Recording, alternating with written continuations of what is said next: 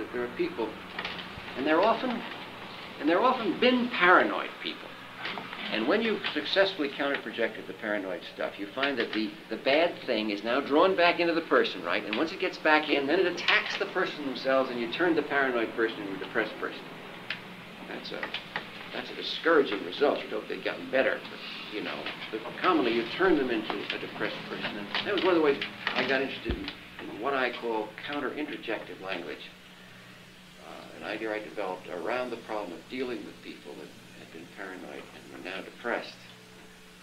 Now, it seems to me these depressions are difficult from the common garden depressions because I like to compare them to countries that have been ravaged by numerous wars, so that after a while the country doesn't exist anymore. All it is a sort of battleground for other people. And the kind of patients that have had psychotic paranoid responses and entered depressions are often that kind of person. Or you put it in the language of the English object-related people, they've had sort of battles going on inside themselves between their interjects, if you like. And there isn't anything of them left anymore. And I found that I couldn't do the ordinary depressive work because it was as if there was nobody you could find in there to help eject the lost object. It's as if they were, you know, you went in there to find someone to say, let's say goodbye to Mama.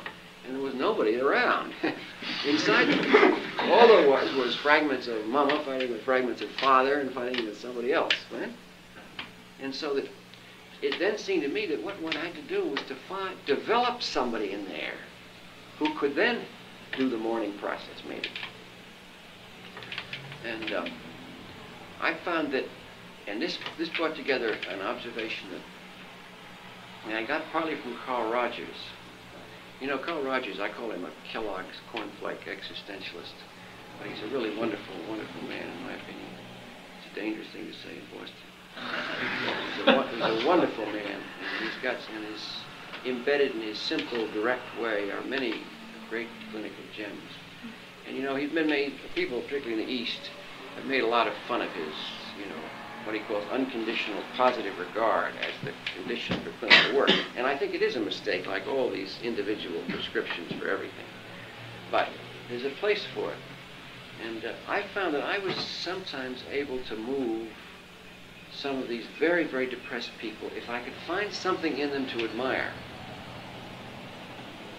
For example, I have a patient that I've just recently finished with who was really a paranoid wreck when I first saw him. He was kind of a paranoid psychopath and went through a period of considerable depression. And I found that he was really a very generous man. And in fact, he was extraordinarily generous. And that was one of the ways he got in trouble. A lot of paranoid people are very generous. It's a funny thing. They're ingenuous. One of the reasons they're paranoid is they trust too many of the wrong people. And but he was very generous. And he didn't let me know directly. In fact, he was very embarrassed about it because he was sure that meant that he was soft and feminine and homosexual. And so I had to approach his generosity very cautiously.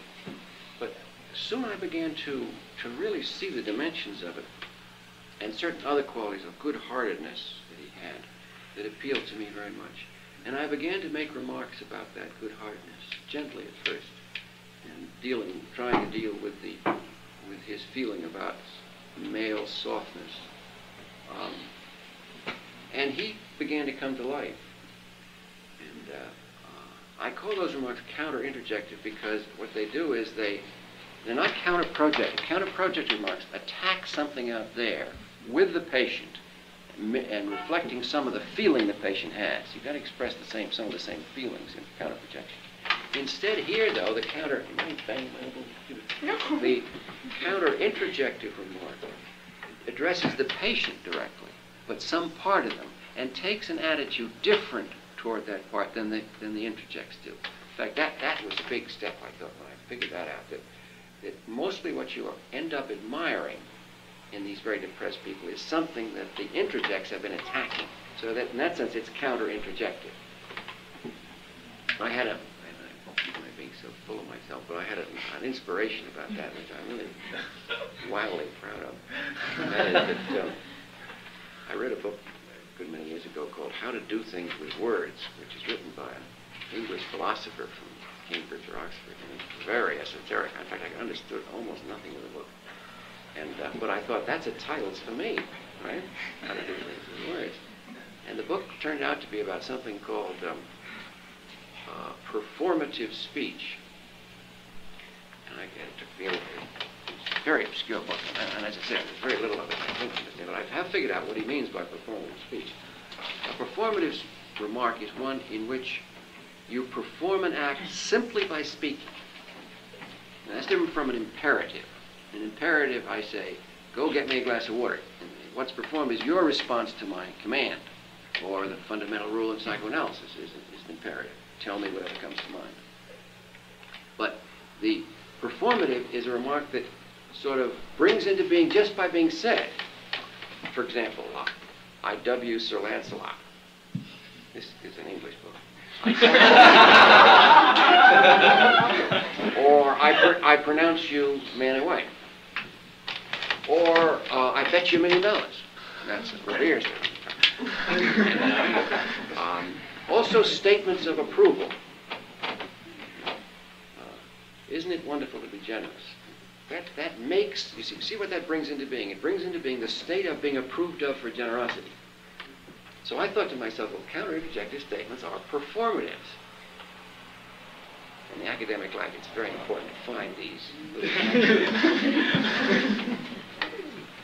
Well, then two other problems which I think are kind of fun to think about. One is a problem I talked about before, narcissistic people. That's these people that are so interested in themselves and so interested in their own accounts of themselves. And I find that you get it, of course, when you have a patient like that, it's a great sense of relief because you don't have to do very much. You sit there and you listen. And if you're interested in psychoanalytic ideas, you collect the associated materials and you make formulations. As a rule, you then hand them back to the patient. The patient pays no attention, and it all goes right on. But there's at least one has a feeling of some kind of organized activity in the whole process. And if the patient falls in love with you, then they get better, and or much worse. If they're borderline, they end up getting finally much worse. But if they're well put together, they get better, get a cure. Well, that's too cynical, kind of the whole process. But there's some truth to that, I think. Anyway, but I thought to myself, well, no, this is. What would a behaviorist say about this process? Well, you don't have to ask; he can tell you. The behaviorist says, well, you're just reinforcing certain things. And I said to myself, well, that's probably right. And I know that happens in my life. Then I asked myself, well, what are we reinforcing here? Well, hell, we're reinforcing self-centeredness. And maybe that's a good idea in some people, but maybe it isn't. But I thought to myself, there's another reason for not reinforcing, and that is that the patient who's self-centered is not listening to us. So even if we have very interesting connections to make or ideas to get across, they're so interested in themselves, they're not going to hear much of us. I also got interested in this because of Sullivan, and Sullivan thought that the two great clinical problems were that one, patients don't pay attention to us, and the second is that when they do pay attention to us, all they see is their projections. That was the clinical stage he set for his work, and there's a lot of truth to that. And one of the nice things about schizophrenic people is they pay intense attention to you. They're terrified, of course, they have to. But the hysterical patients, who are supposed to be easier, are often harder because they don't pay attention. So I thought to myself, how can we do something about this? And then I thought, well, what's the assumption? The assumption is that we're interested. And indeed, they act that way. They're all glowing, as if we were really, taken. But of course, many times we are taken. Male patients are taken female hysterics. Females are taken male hysterics. That whole thing. And so I thought, well, shouldn't I do something about this assumption of my interest? And maybe if I shake that a little, maybe the patient will begin to pay a little more attention. Now, I don't want to make a big thing of it. I don't want to get into an argument about it. And above all, I don't want to say to the person, you're so self-centered that you can't even hear what I'm saying. I mean, there might be a time when that would be useful, but it's hard to conceive of when it would be. But what I want them to do is to begin to wonder whether I'm interested in them. That's enough. So that they might begin to get out of themselves a little bit to think about whether this person in front of them is worth some serious attention. That by itself would be a major clinical victory, right? Because you find out when you learn about the marriages and everything, they're doing this at home, and they're not aware of the fact that the husband has a glioblastoma growing out of his head or something, and some kind of serious physical difficulty because they're so busy with their own chattering away, right? And his feeling, even though she's a lovely girl, his feelings are a little bit hurt by the fact that, that the bedclothes have been kind of bloody lately, and it isn't the menstrual cycle. Well, anyway, so I would like to shake a little bit this assumption of my interest. And you can always do that with your attitudes. But and I'm sure one does that more with one's attitude than one's aware of, one's gestures. I think that's tricky. Gestures and attitudes are hard to control. It's nice to find speech that would say to somebody, yes, I'm here. And I may have your interest at heart, but does all this have to go on so long? You know, that... How could you say that without saying it? And don't forget, this person doesn't listen. So it's got to get across. And not so directly that you're insulting. This is a narcissistic person. You're not going to insult them often and have them stick around. So it's got to be something that just a little bit works it. So what might you do? Well, I come back to this ball bearing business. I don't know quite what that sounds like, but it seems to me that you can do the same thing if you'll just do any of the ordinary sort of noises people make in the course of conversation, like sneezing and coughing and clearing your throat. If you do it, but just do it a little longer. You know.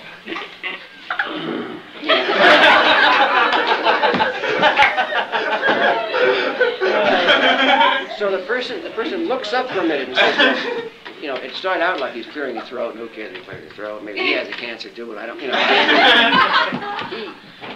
But if it goes on a little longer, it shakes him. As Harry says sometimes, it's like a change in the weather. And is it going to rain all summer? You know.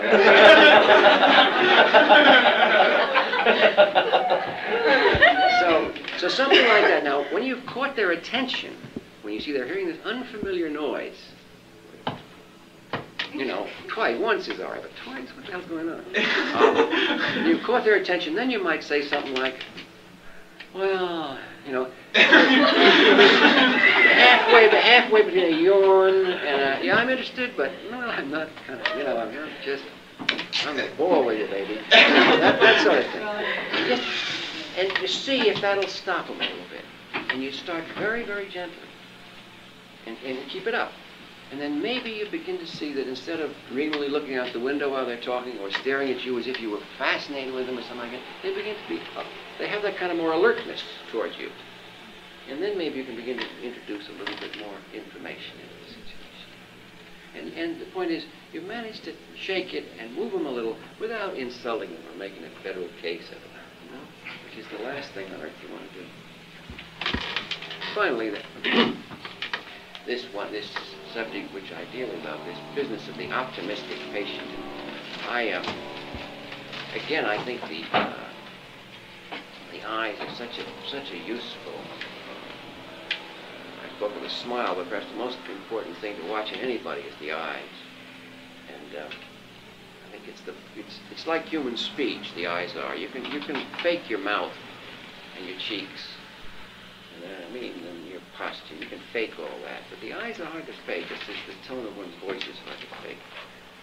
And, so one should pay attention to the eyes. And the eyes of the optimist are the people that look at you intently and sort of cheerfully, maybe a little swimmingly, maybe a little sadness in it, you know. But they're looking at you as if you were really going to be very valuable to them.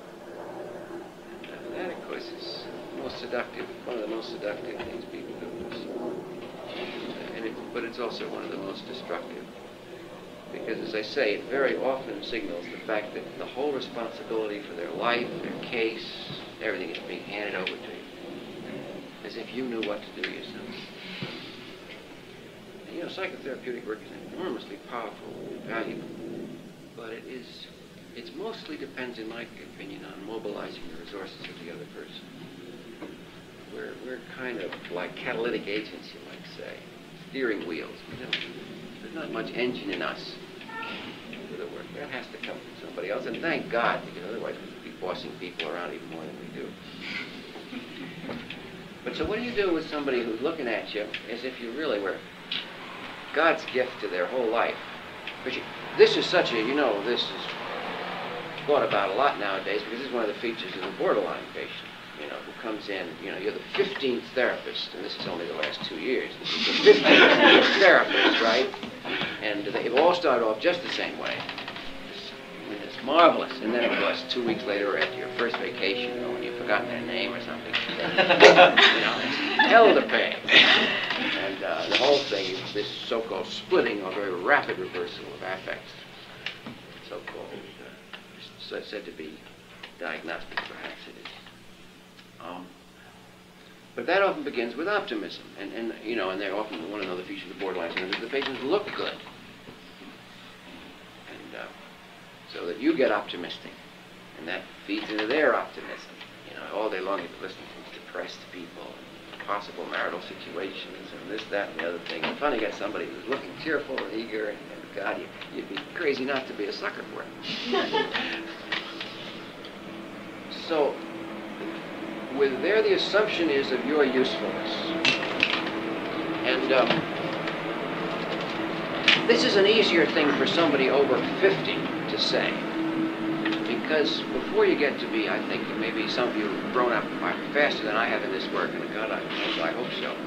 But before you get to be confident of psychotherapeutic work, it's hard to cast assumptions on your usefulness.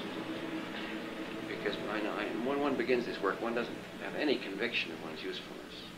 And you're faking it really all the time. So the idea of really being able to say, maybe I'm so useful I don't have to appear useful.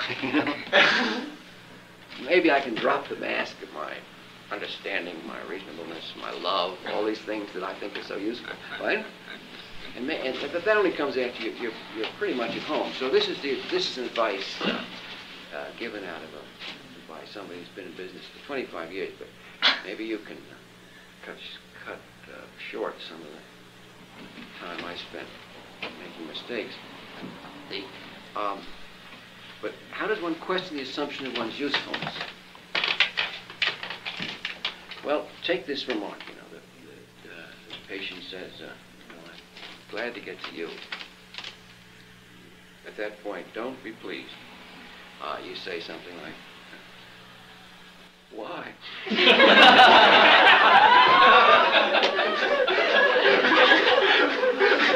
Don't worry. Don't worry, because if you've made your correct diagnosis that they're an optimist, they don't even notice. He's just being modest, that's all. Little do they know. We will teach them. And so then they say, why? I say, well, because the last 4 therapists there, every one of them was a jerk. He goes down and now see how they're working on you. You're going to be better. See how badly I've been treated, how lousy all the rest of the profession is. Won't you be the one who's different? That's the force of that. Sometimes comes across like an octopus. And that's the moment, of course, to resist all temptations and to say in the mighty inward discipline, you're thinking I'm going to be better?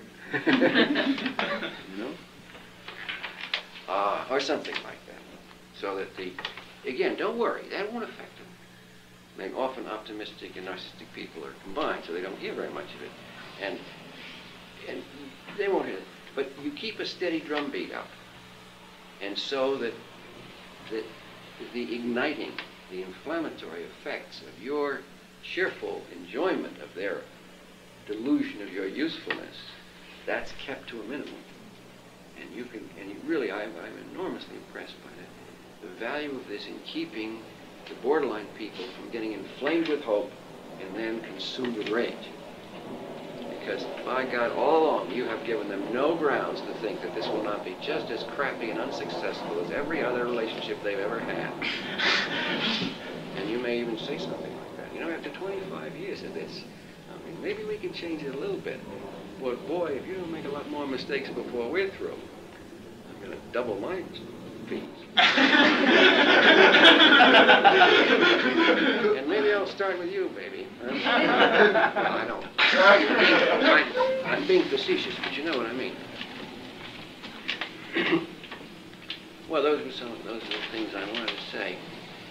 And, another way of expressing this is to say that we're dealing with transferences all the time. That is, these assumptions. But most of them are what really should be called transference psychoses or psychotic transferences. Because the concept of neurotic transference really means that they're interpretable, i.e., you can talk about them in a rational way.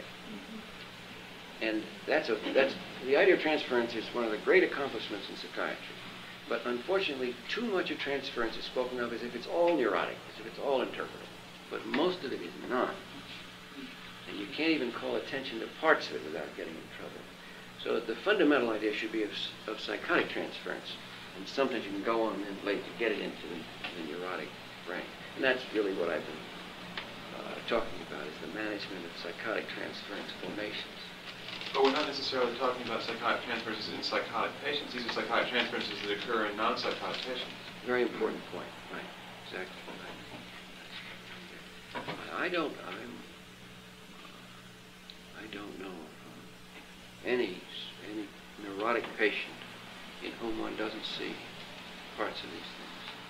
I used to call them neurotic delusions. There's some aspect. We all have parts of that. It's true. It can be much more serious in so-called psychotic patients, although they often have more insight into it than they give them credit for.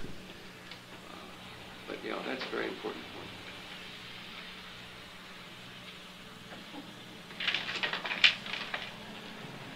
Well, along those lines, at the tough seminar, what was his name? I forget who gave the initial talk, was talking about the fact that Jerry Adler. Right, the narcissistic transference is existing even in neurotic patients. He's made that point. Yeah, they're just covered over them when it's obvious, but there has to be a kind of unexpressed narcissistic connection that the therapist has to meet in order to then go on and do this interpretive kind of stuff, which is so important. Very much so. The other thing is, I've always thought, this is the establishing contact with the patient, and especially taking into account what in them will limit that contact being established. I'd be interested what your ideas are, though, about the cognitive side of things, because very frequently what I found myself sort of evolving into is that one has to meet the person on their ground. Mm-hmm. But the trouble with their ground is it's dangerous on the way it is, and then once getting there, you have to help them out of their ground. Yeah, right. And that includes a complex combination of empathic and reinterpretive things as well, so they can perceive themselves differently at a certain point. Right. Well, I think you make 2 or 3 points in that, all of which I very much agree with. A lot of this is talking about the early phases of work, getting on some ground where you can deal with the person.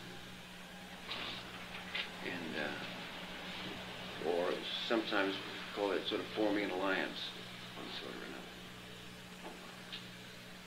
Jerry Adler certainly wouldn't use that kind of language, forming alliance, because he likes to use the word alliance only for the rational alliance, and not for the sort of transference alliances. And then later on, one has to do something else. I take my time about that. I like to get in a position where the patient gets there ahead of me. Another thing that's fun to think about is how you get the patient to explain to you what the diagnosis is. How you, instead of having you provide the interpretive or clarification material, how you can get the patient to do it for you. So you're in a position of sort of defending them against their self-accusations. When you think about what depression is, which self-accusations, you see, if you can get them into a depressive position, maybe they can begin to do some of the interpretive work for themselves. I think there's another subject. One of the phrases I've sometimes found myself using is something like this.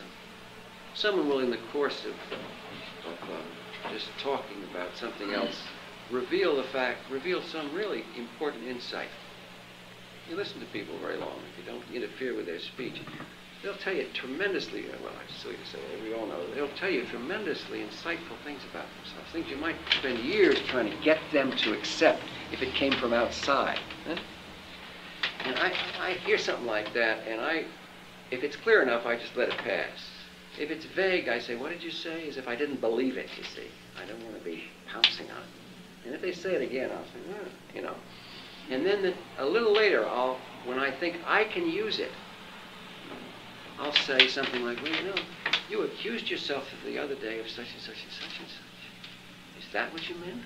As if I wouldn't, you know, they're saying, you know, I have so let's give an example. I have a real need to say, pick a certain kind of woman. Like, you know, I have to have someone, and she sees, it's awful, she resembles my mother. You know, somebody just drop something like that in along the way. Right? And you react with incredulity. And I mean, I say something like, well, Jesus, I hope not, you know, something like that. I don't want to pounce. And then when they are talking about their latest girlfriend, you know, and how it's all, and I say, well, you know, I suppose we shouldn't be surprised. You accused yourself the other day of always picking people like your mother. No, I didn't say it. I don't want to be anywhere near that accusatory. On the assumption, maybe it's only a reflection of my own psychopathology, but on the assumption that people are much more paranoid than we, especially healthy people. You got to be paranoid to get around in the world, right? What do you mean by that? Another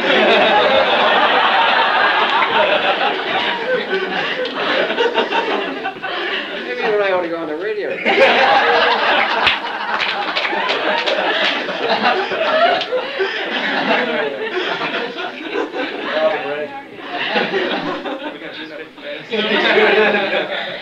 Another variation of that, both in a lot of the things that Cohort has been writing about, and that's, of course, the establishment of the relationship and the tough seminars. Very close to some of these things. I'm saying about denial particularly. Yeah, and I hear you talking about in terms of being paranoid, is a sense that what I haven't heard addressed as much as I think is important is similar to that one has to get close to, one has also simultaneously to respect the distance from and the autonomy of the individual. And a lot of the times I see people in this empathic desire to get close to, take right over, and immediately get a blank wall or brick wall in front of them.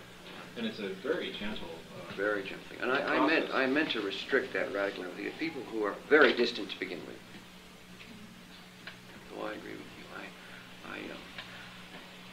I like to say that in dealing with paranoid people, paranoid males, but paranoid men, I like to compare it with the kind of behavior you see in a